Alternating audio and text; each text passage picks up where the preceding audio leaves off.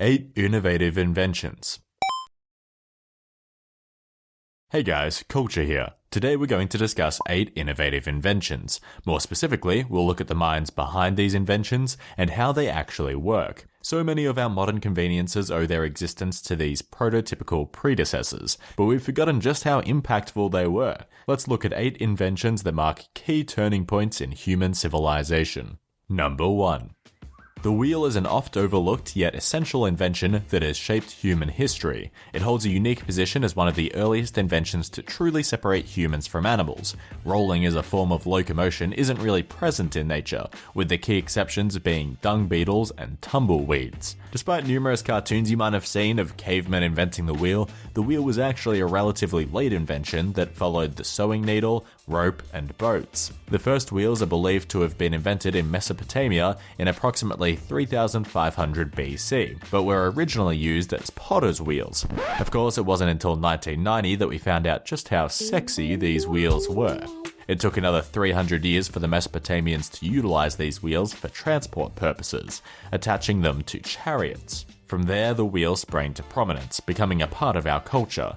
The Wheel of Fortune, a myth formed by either the Romans or the Greeks, depending on who you believe, became an explanation for the changing luck of people as wielded by the goddess Fortuna. The water wheel became one of our first methods for harnessing the power of nature to drive our machines. George Washington Gale Ferris Jr. gave us the Ferris wheel at the 1893 World's Fair, a staple of carnivals and amusement parks even now. And of course, we have our modern wheel, the pneumatic tire invented by Robert William Thompson. Kind of. Thompson patented the idea in 1846, but it was John Dunlop who patented the idea in 1888 and got the bulk of the credit for the tire's invention. There are so many more examples of wheels in our modern lives. Our society wouldn't exist without them. Number 2. Optical lenses aren't just used for eyeglasses. Without them, we would have almost none of our modern understanding of the world. No microscopes, no telescopes, and no cameras. The story of optical lenses starts back in ancient Egypt and Mesopotamia, where people used crude gemstones to play with the property of light in the same way water did. In 1021, the Arab scholar Al-Hazen wrote the Book of Optics, which for the first time asserted that light traveled in straight lines and bounced off of matter, reigniting interest in the topic in Europe. In 1250, English philosopher Roger Bacon realized that cut parts of glass spheres could magnify words and assist people with weak eyesight to read. With this discovery and the invention of wearable eyeglasses by Friar Salvino di Amate in 1284, the years of productivity for people whose professions depended upon reading greatly increased. Optical lenses then led to the creation of the telescope and microscope. Dutch eyeglass maker Hans Lippershey is generally credited with inventing the telescope, as he patented the idea first, though with some controversy. Undoubtedly though, Galileo Galilei made significant improvements on this original design and turned the telescope heavenward, giving humanity its first observations of celestial bodies. Similarly confusing is the invention of the microscope, whose inventor is up for debate. The leap forward in microscope technology definitely came from Dutch scientist Antony van Leeuwenhoek, however, who created a superior compound microscope that allowed for examination of microorganisms and cells. In short, optical lenses gave us astronomy and microbiology. Number 3.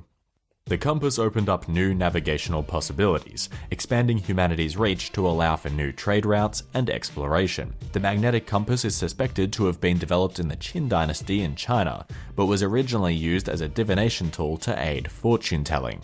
A natural iron ore called magnetite was mined, and small chunks called lodestones were found to always point north when suspended by string. They also discovered that a needle could become magnetized by rubbing it against magnetite, creating the first compass needles. Through multiple iterations, including floating needles and needles that rested on cards, the Chinese developed the first compass for navigational purposes sometime in the 11th or 12th century. The basic compass has two main issues affecting its accuracy, however: variation and deviation. Variation arises from the compass's proximity to the north or south poles.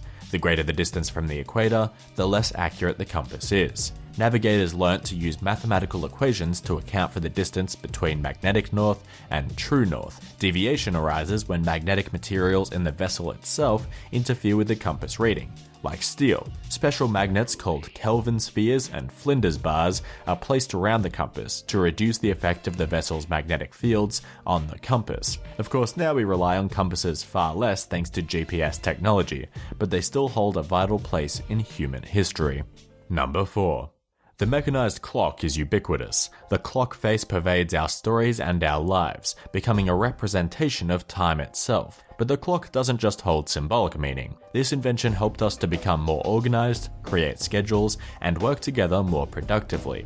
The earliest timekeeping devices like sundials and hourglasses were great and all, but they weren't the most accurate solution ever. Enter the mechanical clock, a device that used gears to move hands around a dial. The gears were given energy to move by a suspended weight that would gradually drop over time, but you can imagine that this wasn't super accurate. Then the pendulum clock was invented in part by Galileo, but mainly by Dutch physicist Christian Huygens in 1656. The regularity of the pendulum swing was used to control the rate at which the aforementioned weight dropped, thus making the movement of the hands more consistent.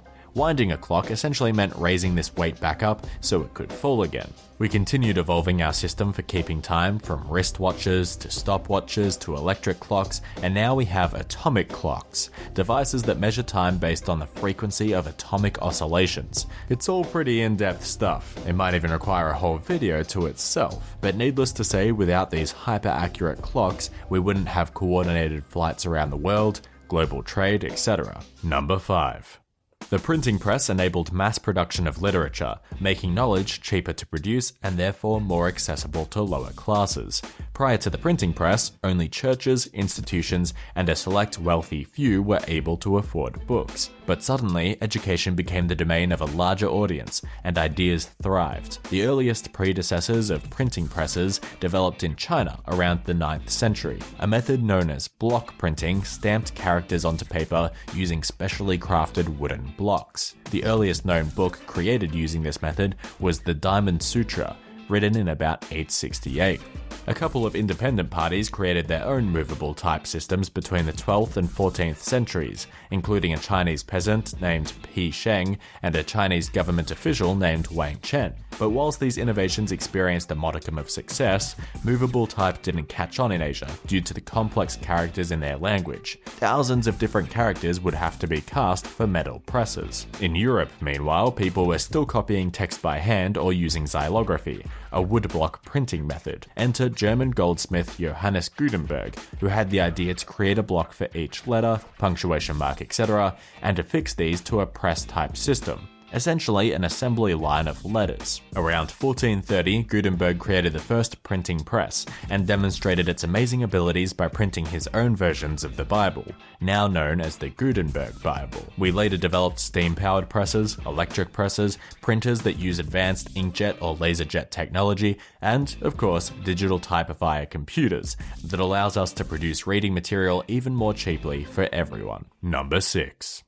The Industrial Revolution, the beginning of our modern era for all intents and purposes, owes its existence to one simple invention: the steam engine. The steam engine radically transformed the procedures for agriculture, transport, mining, and manufacturing, increasing efficiency of output and speed of production. The idea of using steam to generate motion can be traced back to 1st century AD Greece, where an engineer named Hero of Alexandria developed the Elipile, a ball which turns when steam is ejected out of shaped tubes on its equator.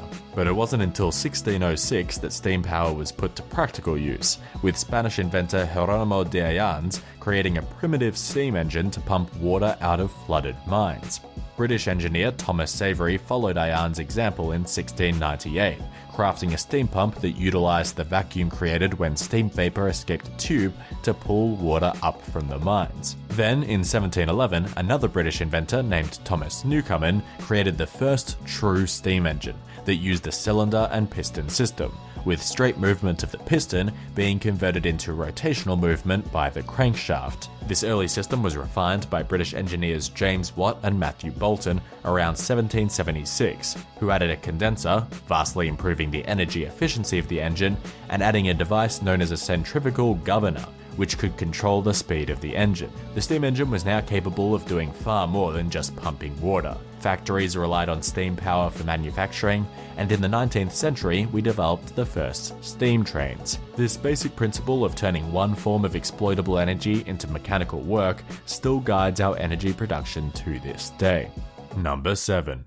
When it came to keeping things cool, ancient civilizations resorted to digging pits in the ground to store ice away from the sun's harsh rays. They would then cover the pit with various insulating materials found through trial and error. Even up until the early 18th century, people resorted to simple ice chests, boxes made of insulating materials. It wasn't until 1748 that Scottish doctor William Cullen demonstrated for the first time that evaporation of certain chemicals could bring about a cooling effect. From here, the idea was played upon by numerous people, eventually leading to the development of the first refrigerator. The first real fridge for practical cooling purposes was built by American inventor Jacob Perkins in 1834, borrowing knowledge from his predecessor, another American inventor named Oliver Evans. Originally, the fridge was only used in breweries, because even in the 19th century, people were more interested in getting sloshed than eating well. The meatpacking industry finally got behind the idea as well, and suddenly the preservation of food became a far easier task to accomplish. By the 1920s, the fridge was a staple in every household,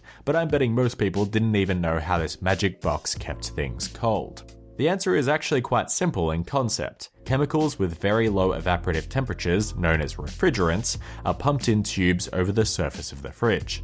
As they pass, they use the heat within to evaporate, thus taking the heat away from inside. The evaporated refrigerant is then turned back into a liquid by the condenser, which requires electricity to function, and pumped back through the tubes again. The newest innovation in fridge technology uses magnetic forces to cool the contents within, avoiding the need for a condenser entirely. Number 8. The telephone gave us the ability to communicate over long distances, to hear someone's voice as though they were right next to you. We take this ability for granted, the ability to chat with a friend who lives thousands of kilometers away. And it all started with the very first telephone designed by Italian inventor Antonio Meucci in 1856. I know what you're all thinking. Alexander Graham Bell invented the telephone, you dingus. Well, actually, you're all dinguses for thinking that. Well, if dinguses is even a word. Antonio Meucci actually filed a kind of placeholder patent called a caveat for the telephone in 1871. Alexander Graham Bell, a Scottish inventor, filed his patent in 1876, on the same day as another inventor, Elisha Gray. So really, Bell has little claim to the telephone, but still got all the credit. And in case you think I'm telling tales out of school here, in 2002 the US House of Reps even made an official statement giving Meucci part credit for his contribution to the telephone. Okay, enough fame-seeking gossip. How does the telephone actually work? The transmitter, the end people speak into, contains a stretched membrane called the diaphragm. The diaphragm stretches based on the force and pattern of the sound waves to capture the volume and tone respectively. This stretching compresses carbon grains on the other side, which conduct an electrical signal more strongly the more they're compressed, and this signal is then sent down the telephone line. On the receiving end, another diaphragm is stretched by an electromagnet that receives the incoming electrical signal. The goal is to replicate the stretching of the transmitter diaphragm on the receiving diaphragm. This produces sound waves which the receiver hears as the speaker's voice. I'm not sure if that explanation sounded simple or complex, but try to view it from a historical point of view. These ideas were brand new at the time. No invention was really one person's brainchild, but rather a collaborative effort of incremental improvements that sought to improve our quality of life. Only by working together are such amazing innovations possible to create. See you all next week. If you enjoy what we do here at Culture Crash, please consider supporting the show via our Patreon, where we have a bunch of awesome rewards, or by checking out our online store. All links are in the description below.